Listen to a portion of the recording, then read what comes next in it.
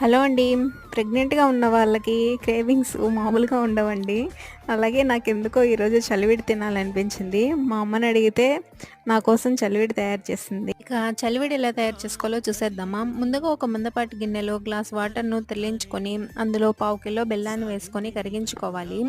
ఈ కరిగించుకున్న బెల్లాన్ని వడకట్టుకొని గిన్నెను మళ్ళీ నీట్‌గా క్లీన్ చేసుకొని, మళ్ళీ బెల్లం మిశ్రమాన్ని వేసుకొని, తీగ పాకం వచ్చేంత వరకు ఉంచుకొని, అందులో తడి బియ్య పిండిని కొంచెం కొంచెంగా వేసుకుంటూ ఈ విధంగా బాగా మిక్స్ చేసుకోవాలి.